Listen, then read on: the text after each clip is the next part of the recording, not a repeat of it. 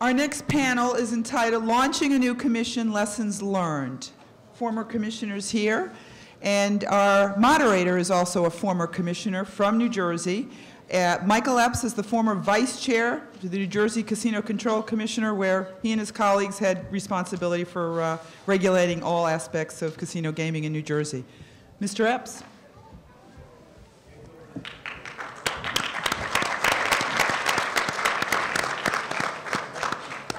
Thank you, Commissioner. I have the distinct privilege of moderating this panel, which I should call the Legends or the Legends panel. I was a commissioner in New Jersey, and I had the privilege of serving with Diane Legreedy for a very short time. I had the privilege of having Guy Michael appear before us when I served, and I had the privilege of having as my mentor whenever I had a question, Steve Persky. So I'll introduce the panel quickly. I'm also privileged or I have the benefit as the moderator of this panel of having gone second.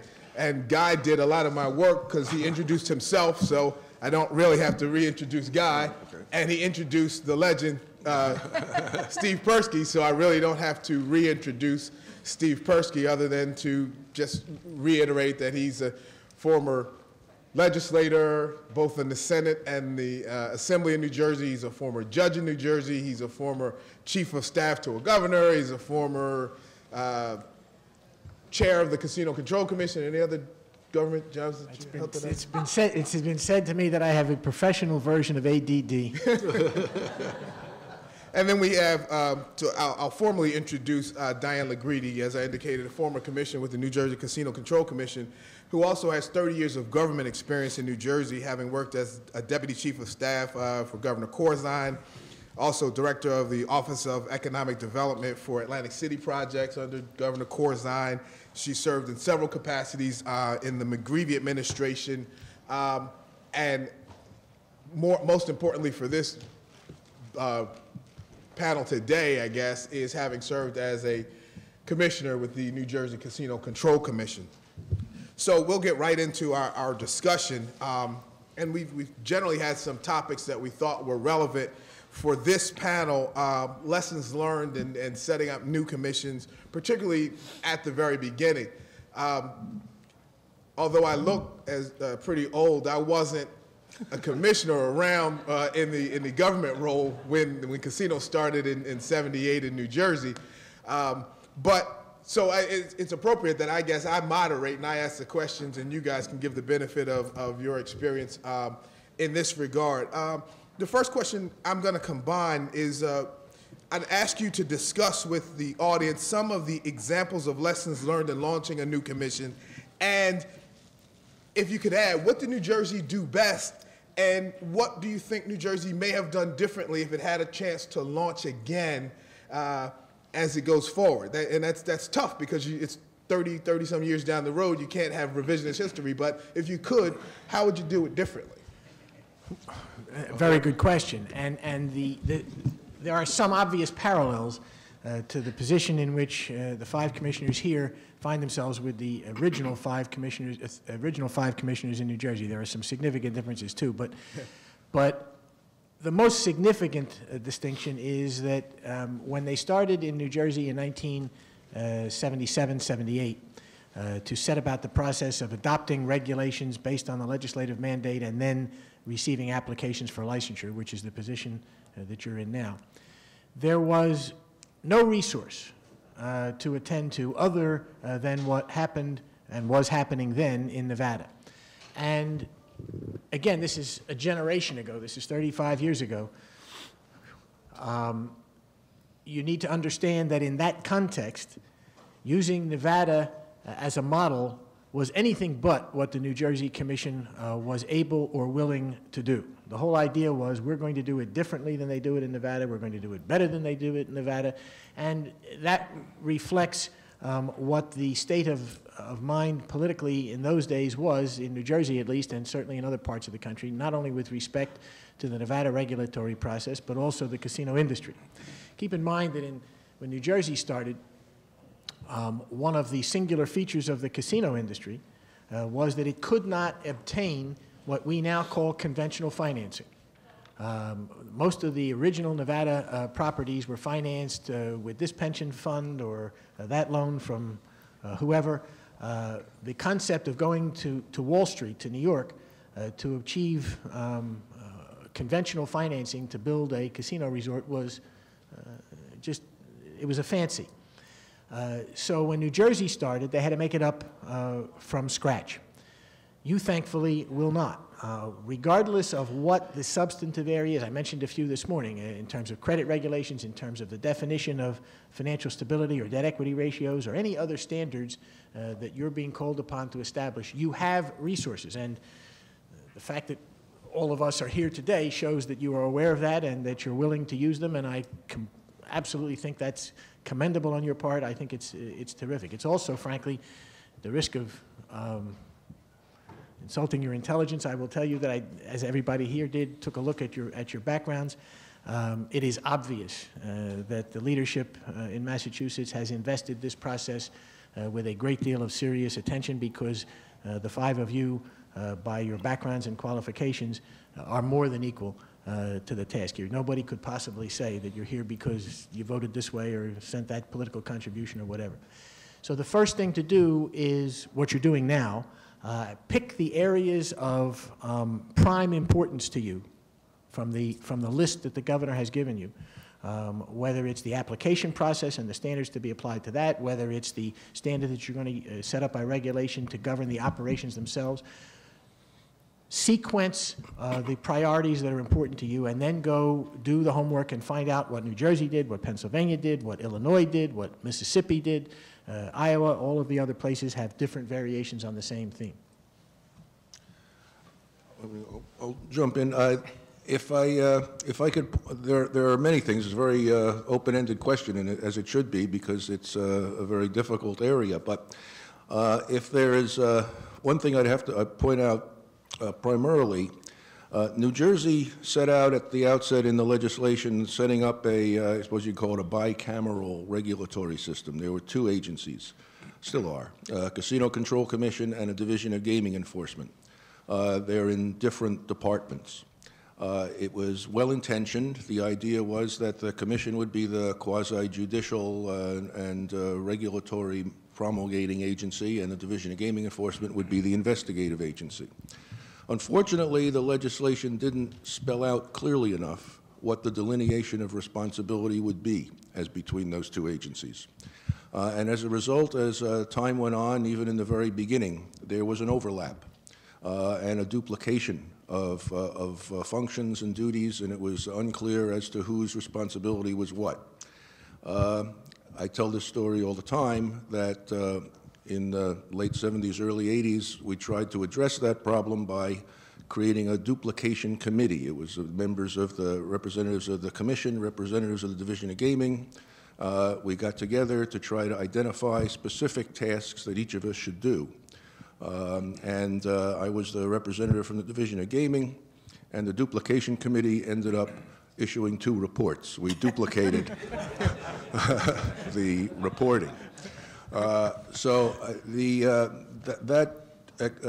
duplication continued for many years, and only recently, within the past year or so, the legislation has been drastically changed.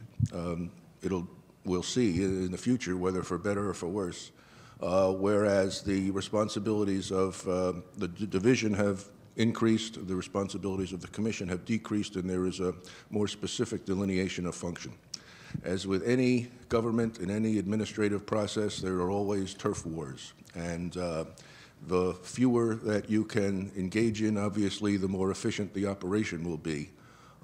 Massachusetts has not created two agencies. It is a single agency, and that, my experience anyway, in New Jersey augurs for the better.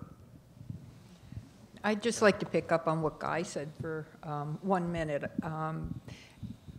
25 years after Guy said that you had this duplication of duties, I was empowered by the Governor Cody to try to convene a commissioners group of the industry and regulators in order to try to eliminate the duplication of duties. So took that long to even start a process, and each year that we would go through it, there would be some regulations that were changed and some things that were done, but it didn't change the inherent conflict between the two agencies. And I guess that's one thing that I wish, I think in the beginning, and Guy saying no, in the beginning it might have been somewhat okay, because I think that that's when you have the toughest regulation as a new entity. I don't think, you have to have tough regulations in the beginning that are somewhat flexible, and you can reduce them, but you can never be easy on someone and go back. I think that's one of the main lessons.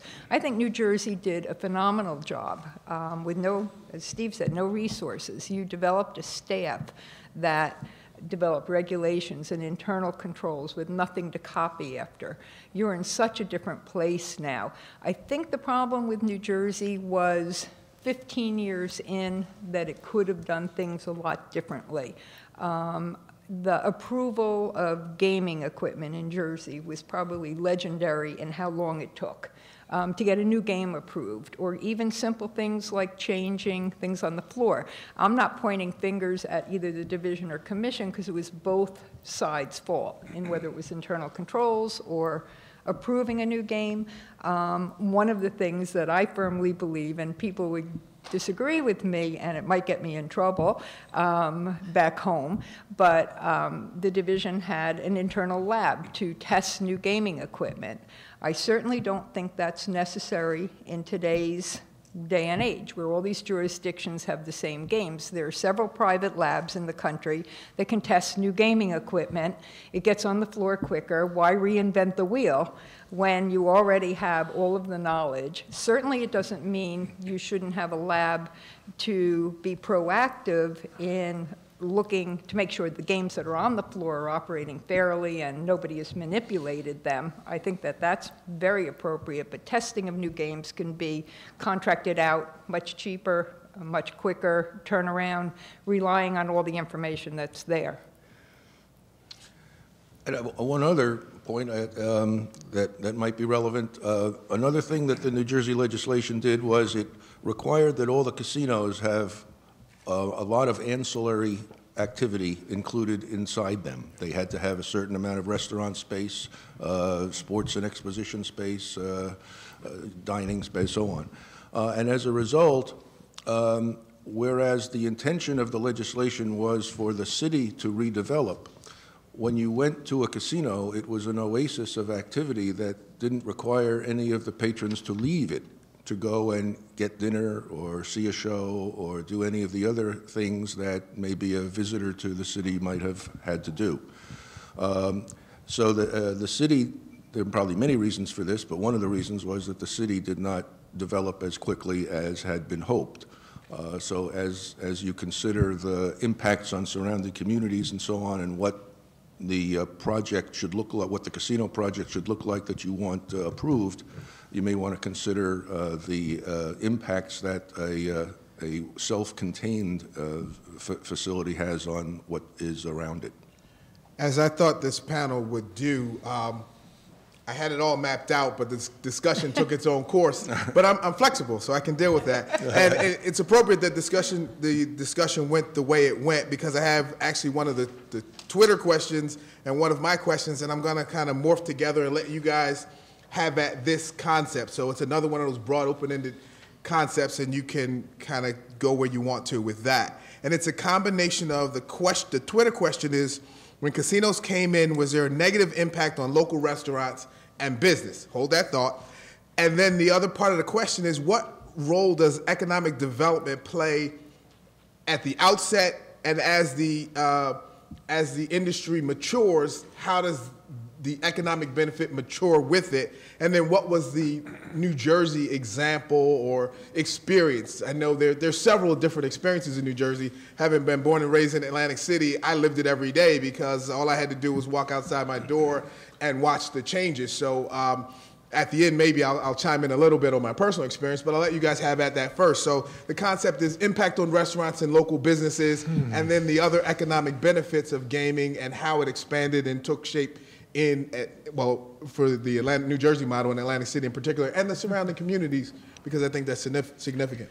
There are certain laws that neither the New Jersey legislature nor that of the Commonwealth of Massachusetts can change.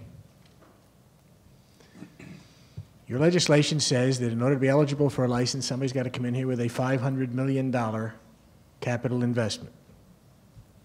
Let me make you a promise. Whoever gets each of those licenses and invests $500 million is going to put up a terrific facility, a complex, a resort. It's going to have restaurants. It's going to have nightclubs. It's going to have bars. Probably have some convention space, among other things. And the delicatessen down the street is going to go out of business. And the nightclub around the corner is going to go out of business. Don't have any illusions about that. That's the law of commerce. Now, in Atlantic City, what happened? A whole lot of those places that couldn't survive didn't. On the other hand, there are facilities in Atlantic City today. I wouldn't mention the names here because they won't mean anything to you. Kathy would recognize them, and so would the other locals. But there are restaurants, there are nightclubs that are flourishing in Atlantic City today and have from long before the casinos were there and all through the period of development. Why? Because they were idiosyncratic, they were unique, they were high quality, they had a very strong market base in the community to begin with that the local community had always supported them and continued to support them throughout. So you shouldn't have any unrealistic expectations. If you ask someone to come in and spend $500 million in this community, they're going to put something up that is, from an economic point of view, a monster. And that's what you want. The people in the community are going to, by their business practices, are going to figure out how to absorb that. And some of it will be very easy to absorb. Some of it will put some people out of business. And nothing that the Massachusetts Gaming Commission could think of to do is ever going to change that. If I could just jump in, and just the one thing that Steve said that I'm not sure I totally agree with is the deli down the street, if they're creative enough, is going to know that they can supply sandwiches to the workers at the casino. Absolutely. Or supply them to conventions that are there. And it really depends on their business acumen on how to do it. But remember, you have vendors that are going to be supplying these casinos, and the if it's in a locality, it becomes much easier. Flowers, linens, whatever the case might be, it's a new opportunity for new businesses to develop in these locations. Somebody asked me during the break essentially exactly that question. What happens, can the commission, for example, by regulation, tell a licensee that it's got to spend X percent of its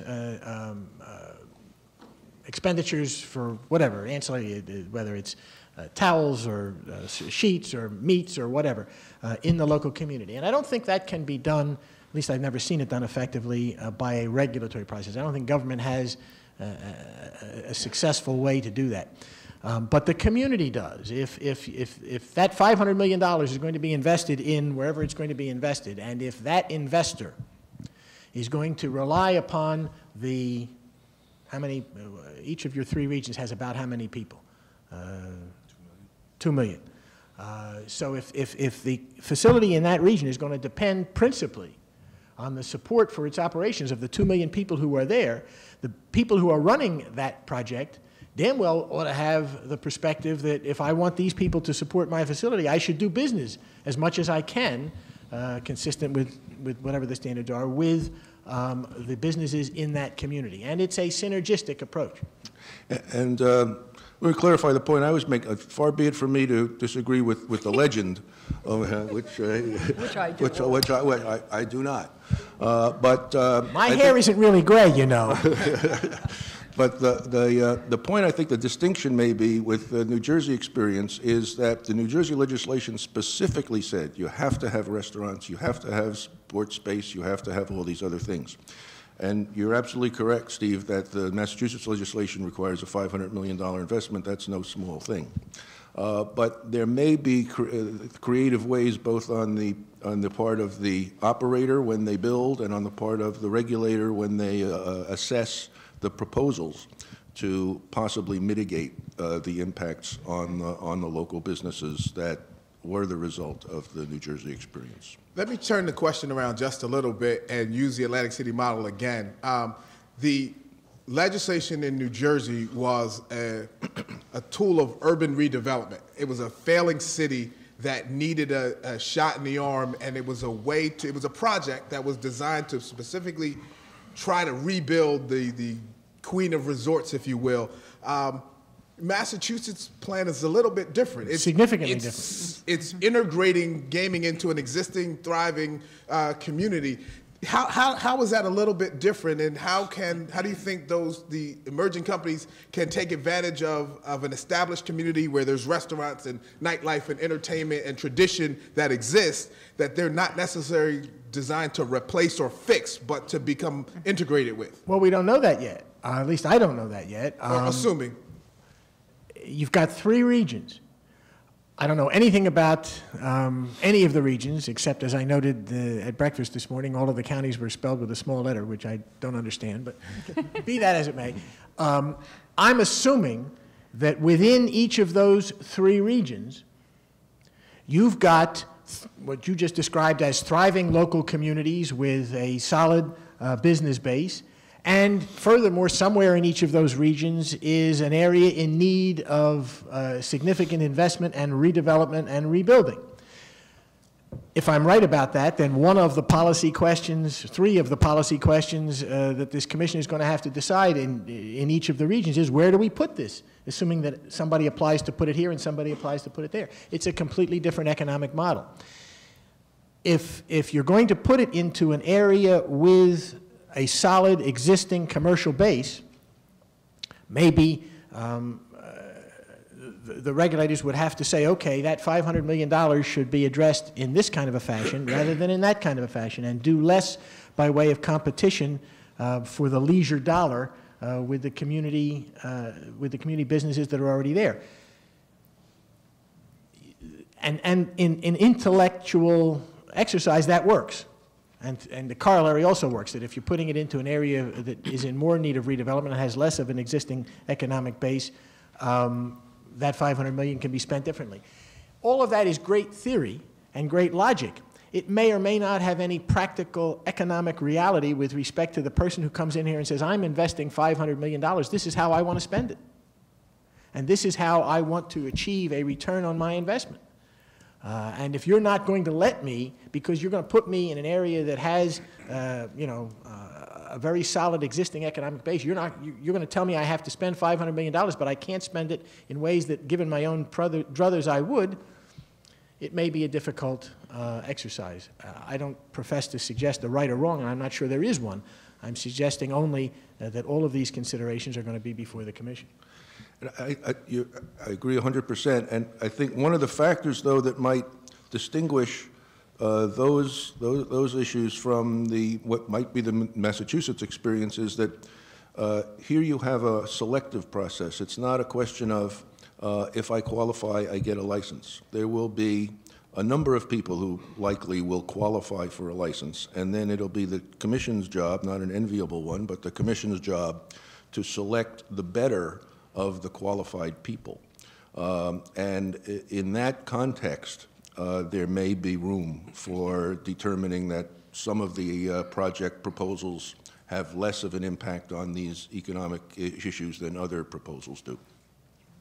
The other thing that I might add is, all of the operators that are going to be coming in here and bidding on these projects know that they have to have an employee training program to create jobs. I mean, there's going to be a huge benefit to whatever area, in my mind, that these are going to go into by just the employment opportunities and supposedly maybe new housing that's needed if there's new employees that have to come in. I think going back to Atlantic City, this is a totally dying city, and it took a good 10 years before anything was really done right. We had problems in Atlantic City with corruption. We went through 3 mayors in a row, I think, 5, okay, sorry, that were indicted convicted, and all of that certainly set a tone for how you're going to spend money in a city where the city government was participating in some of the decisions on how that would be spent. Today, you have one of the outlet malls in Atlantic City is the most successful in the Northeast region today.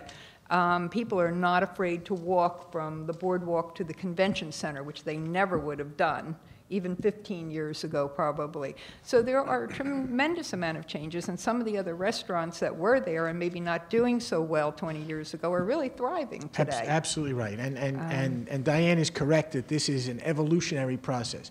And one of the goals that I hope this whole process that we're undertaking now and that the Commission will be continuing on is kind of educate the public. This is May of 2012. You're going to set up your regulations. You're going to set up your licensing process. Do you have at this point yet, I don't even know, a target date for when you think you might be approving somebody as an applicant? Any concept of that? But it's certainly not going to be within, I would assume, within a year.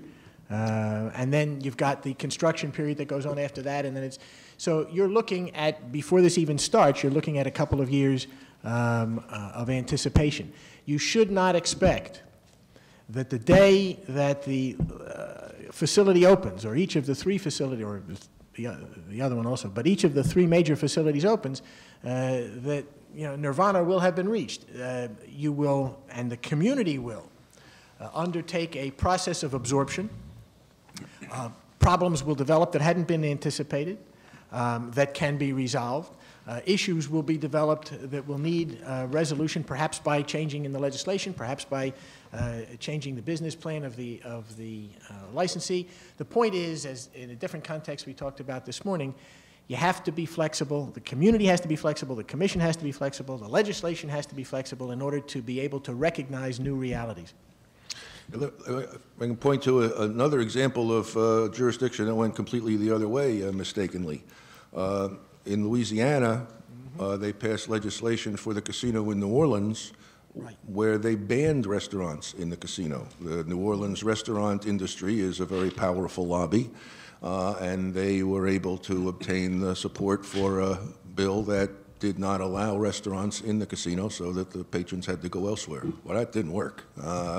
People aren't going to necessarily want to leave and then come back, so when they went to dinner, they didn't come back. And the business in the casino suffered terribly. That law has since been changed. So you don't want to go in totally one direction or the other.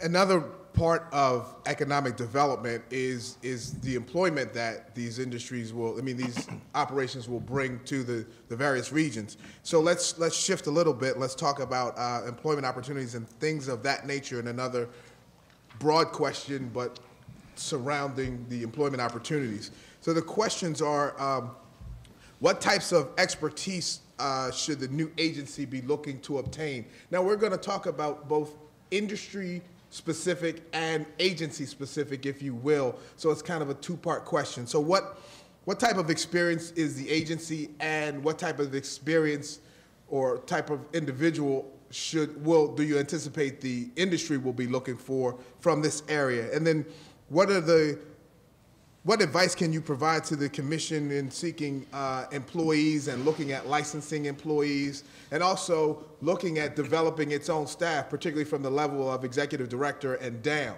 So I know that that's a broad category, so we're basically in the area of expertise and employment opportunities, both in the industry and in the agency. So what should the Commission be looking for as it staffs up its own agency, and how can you educate the public on the experiences that the employees are going to need to have? Well, let me take the easy part of that first. Is there one? Yeah, well, there's an easier part. In almost every community of which I'm aware,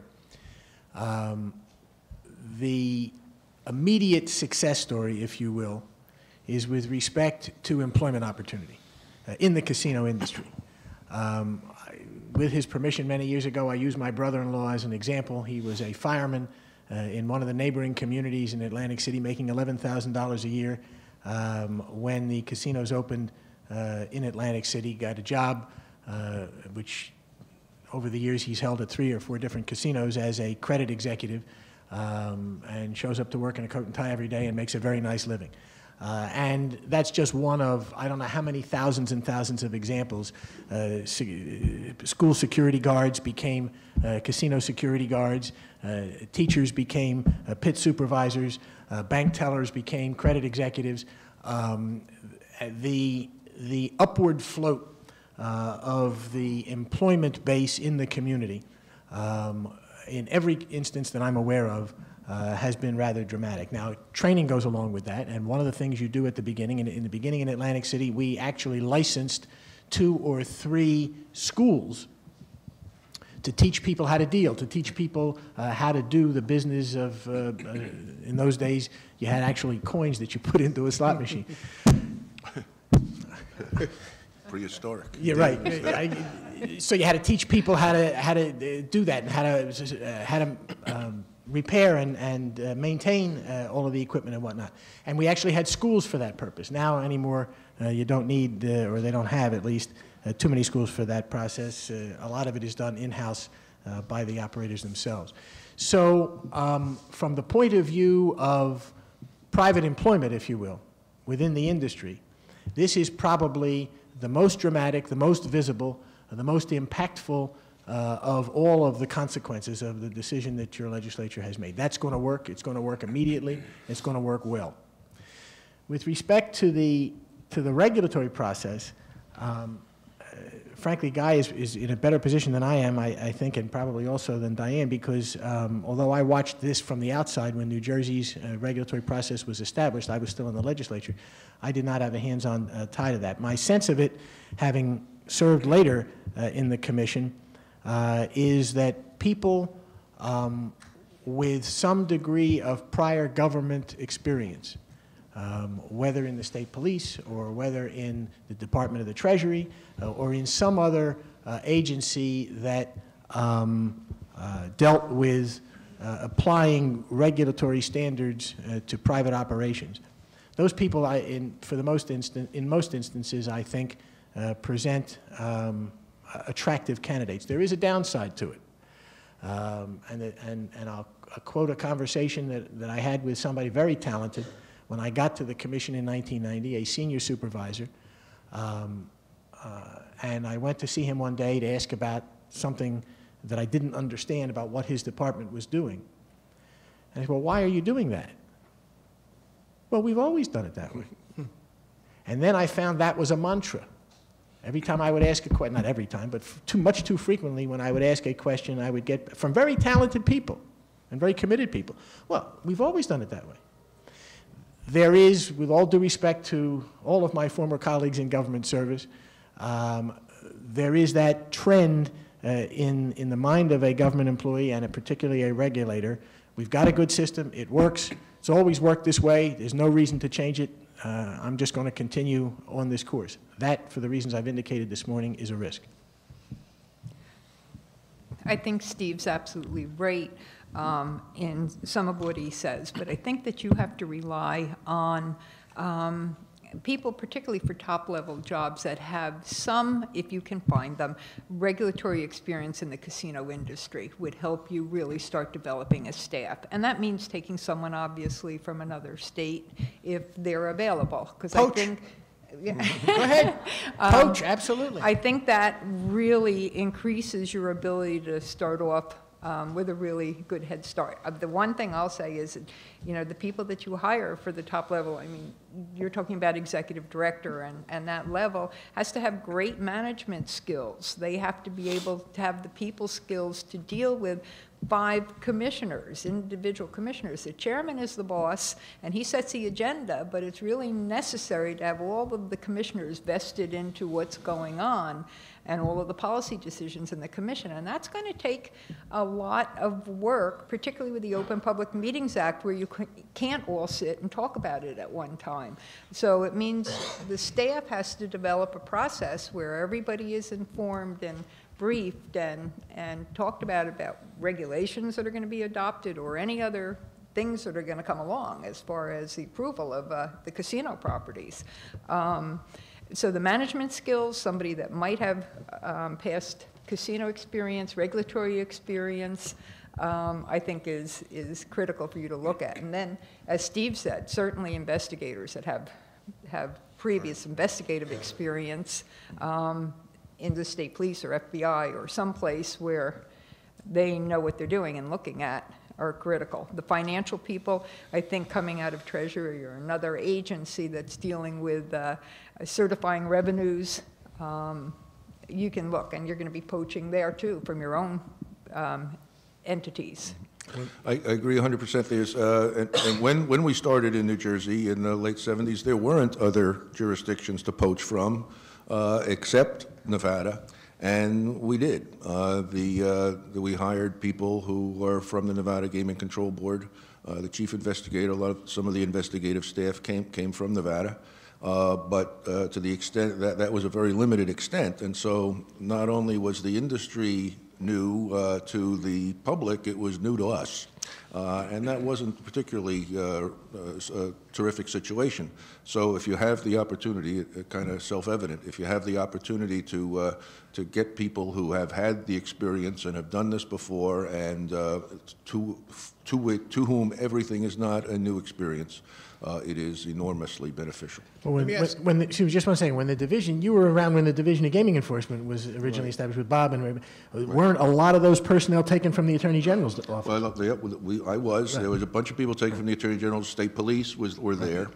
We had State Police investigators, but Dennis Gomes and his co-workers were taken from the Nevada Gaming Control Board for investigative purposes. Right. For this purpose of establishing leadership, let me ask this question. What benefit might it be to speak to the industry about people that they've had experiences with, to even just seek out, to kind of mine, to search? Is there a benefit to that or not? There's surely a benefit to asking, certainly when you get to the point where you have applicants who are approved and you have licensees, if you will, or licensee designates. There's certainly a benefit to hearing what they have to say about anybody with whom they might have some familiarity. The problem with it is self-evident. The problem with it is that you don't want to allow the slightest degree of public perception that the regulators are people that have been selected by the industry to regulate them. Right. And you need to be very, very careful. It's a delicate kind of situation. Because sometimes some of the best people will be, and do have the independence of vision that you want, will be people who have earned a great deal of respect from some of the casino operators around the country. So if you ask them, they're going to say, oh, he's terrific, or she's great, she does a great job. And that's wonderful, but then when all of that gets out through the public disclosures and whatnot, well, we asked the Steve Persky Casino Company, and they think that John Jones is great. Then somebody in the public who's not predisposed to the agenda to begin with says, look at that. They put somebody in an important regulatory position because the casinos recommended it. So you have to be very careful with that. Absolutely. Let me go back to a point that was made during the first question and see if the panel will give me a little bit more feedback on this concept. It's been suggested over time that New Jersey made the gaming industry attractive to Wall Street by regulation. Can you guys expound on that? I think it's true. Steve has mentioned earlier that when in the late 70s, the casino industry was not a place that could enlist traditional financing and from major institutions. The stories about the Teamsters Fund and everything in Las Vegas are a testament to that. But that with regulation and with a public perception that grew with the regulation, an accurate public perception, it legitimized an industry that was not just legal then, now it was legitimate. And it became a place for legitimate funding sources to invest. I think that occurred, and the regulation was a major factor in it. I cannot tell you, because it simply isn't true, that what we set about to do in New Jersey in the 1970s was to legitimize the casino industry to Wall Street and to Main Street. What we set about to do was to fix Atlantic City. But as history has its own way with things, that is, in effect, exactly what we did. It wasn't our purpose, but it was the effect of our actions. The establishment of the statutory standards and the regulatory standards, and your statute, in all of the important respects, mirrors what we did right in New Jersey in that regard. The strength, the power, the public confidence that were invested in the regulatory system.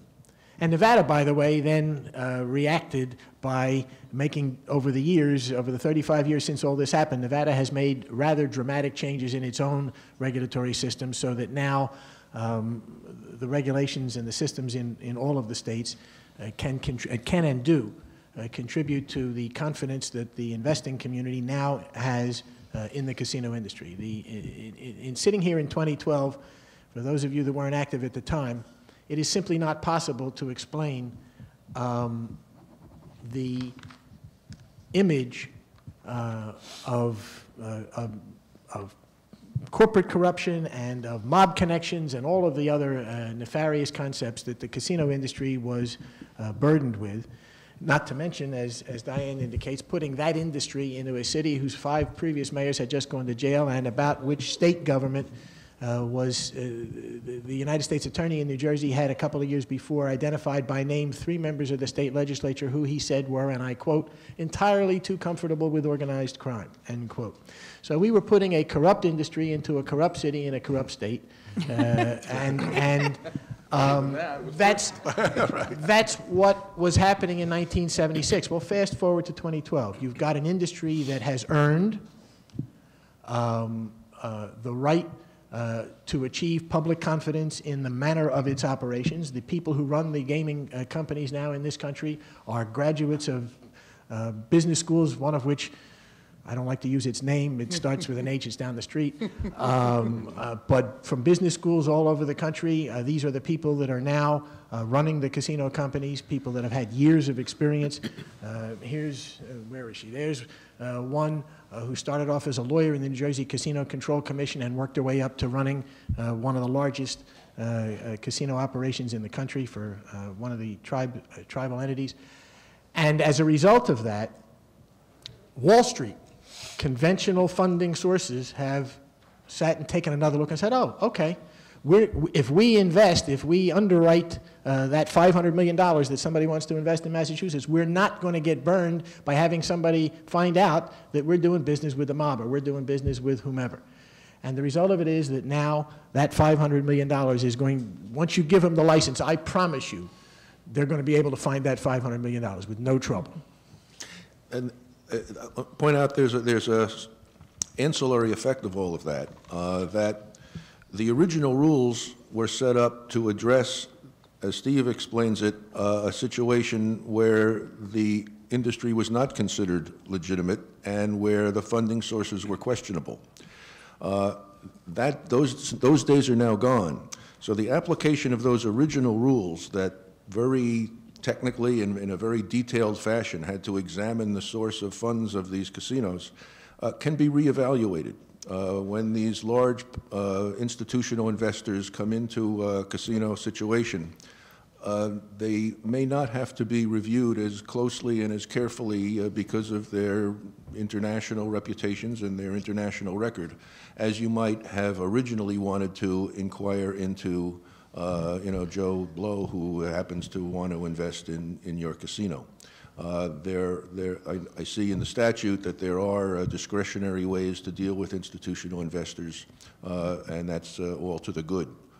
And those rules, as we talked about flexibility before, the changing technology requires flexibility. The changing economic situation in the casinos also requires flexibility. I agree with every word of that. I would simply add that the corollary should not be because we don't usually need to give an institutional investor, for the exact reasons the guy indicates, the same quality and quantity of scrutiny that we would give somebody else. It doesn't mean, and your legislature has recognized that it doesn't mean, that you shouldn't have that power. You have the power to require full licensure by anybody who is investing in any form in any casino, and that's as it should be.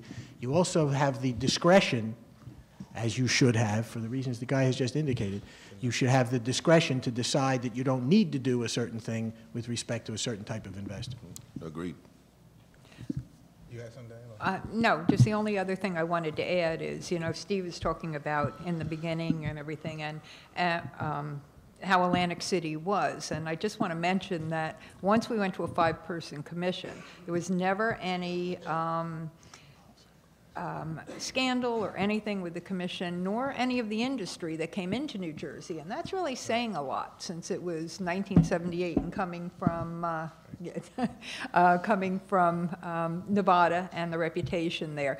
So I think a good part of that is in your hands as far as the commission and the public perception and the way you handle yourselves. The licensees today aren't going to take a risk in doing something stupid and losing a license in all these other states. So you do have an advantage over what New Jersey was in 1978. Most of the people that are going to be applying for a license for you have multi-state facilities, and they do something wrong here, they're going to have problems every place else. I absolutely love, as a moderator, segues. And that was, again, a perfect segue.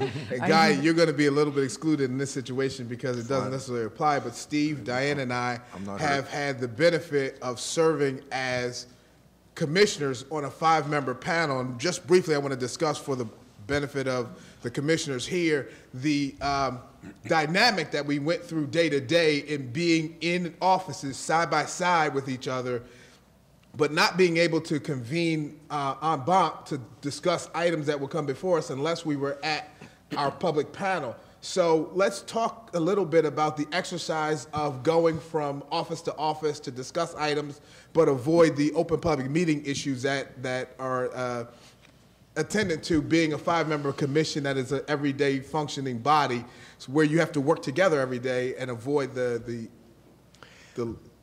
running afoul of the law, if you will. I dealt with that in any number of capacities for any number of years, and I have to put out there, as I always would tell people, when I was really young, I was a sponsor in the New Jersey legislature of the Open Public Meetings Act, and a very proud one, and that was a singular about 1975 or so when we did that. I was then, and I am now, a strong advocate of that statute. Does it complicate the work of a 5-member commission when it says that no more than 2 of them can sit down over a cup of coffee and have a substantive discussion at any one time? Sure it does.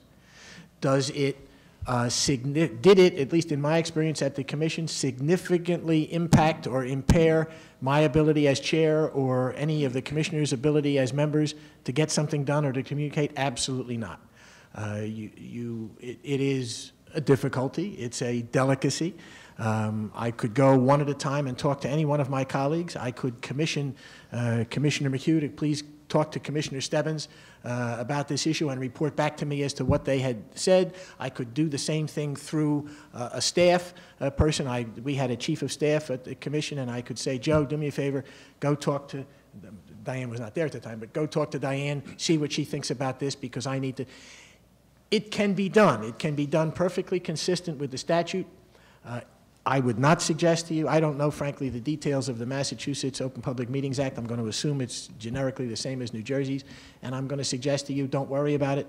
Go about your business, communicate with each other, consistent with the requirements of the statute. You'll be all right.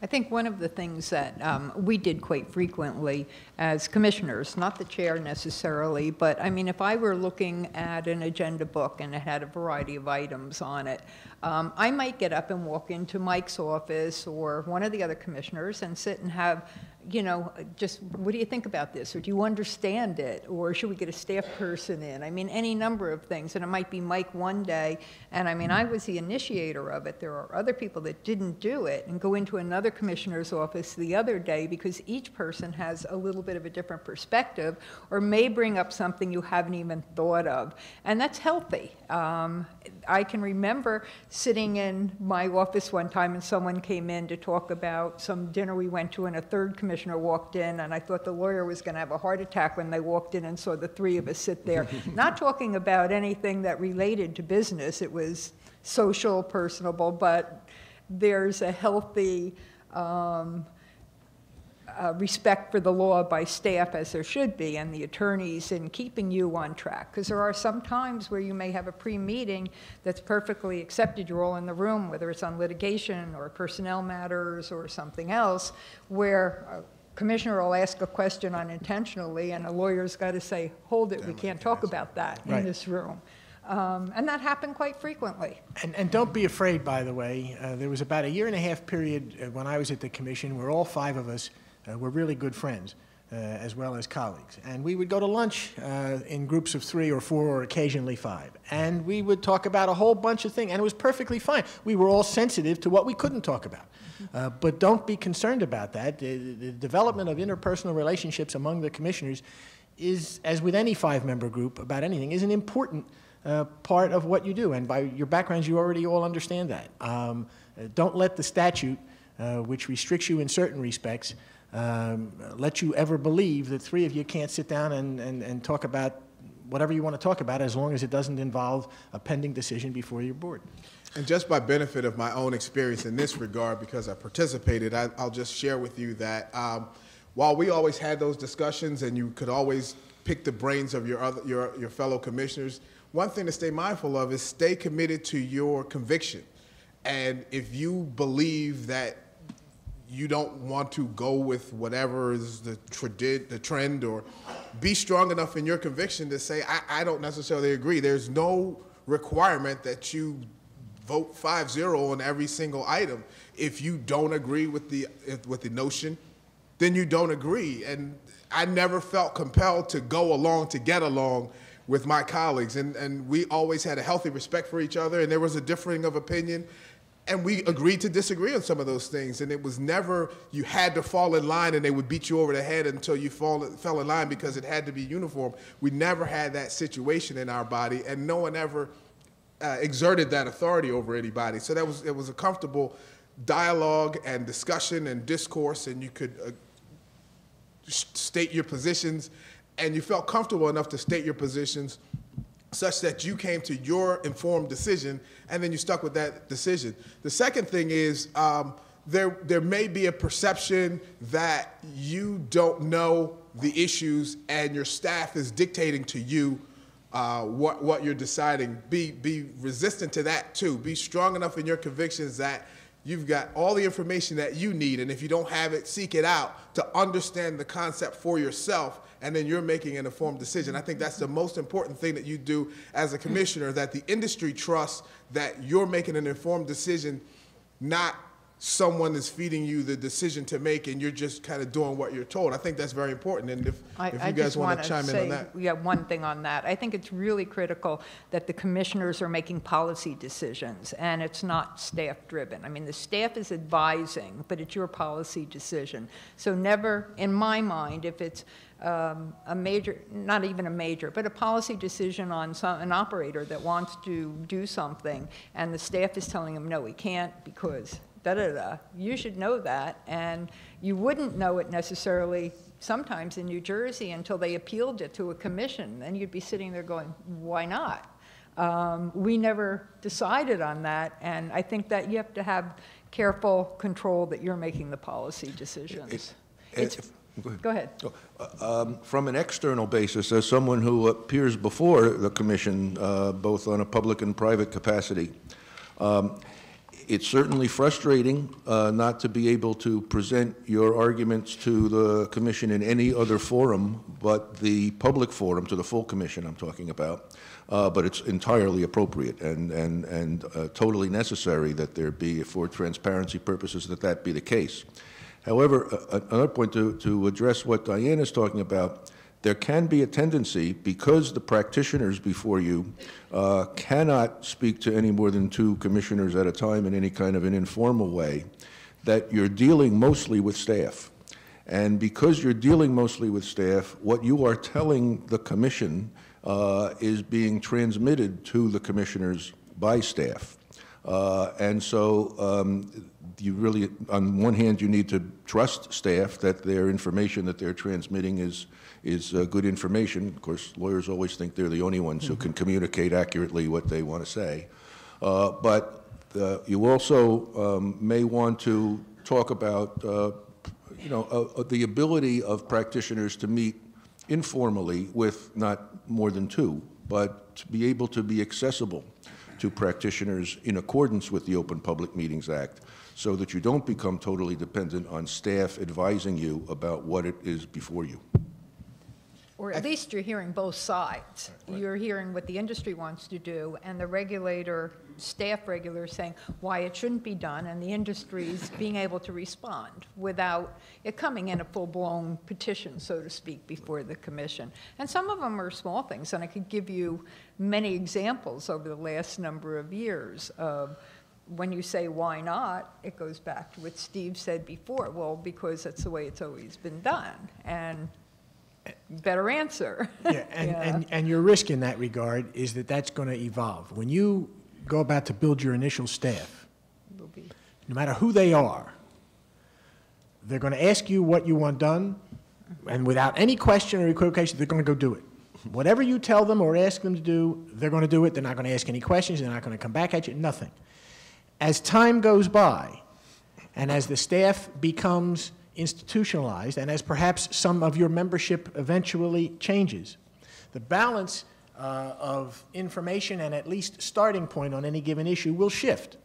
And you will be, particularly as the newer commissioners come on, not only looking to each other, but looking to staff for, well, how have we handled this, or what are the important, and the staff will have that much more influence with respect to each individual commissioner. And there's nothing necessarily wrong with that, as long as you're keeping in mind what you've just heard from Michael and from Diane, in terms of, at the end of the day, it's your responsibility and your decision. Right. I am ever mindful of two things. A, the public, and so I'm just going to check to make sure that we don't have a Twitter question for me to ask. I'm getting a no sign. The second thing I'm ever mindful of is not to stand in the way of folks in lunch. And we're right before lunch, so we're going to wrap up, and we'll see you, I guess. I'll turn it over to Commissioner Cameron, and then I guess we'll be released.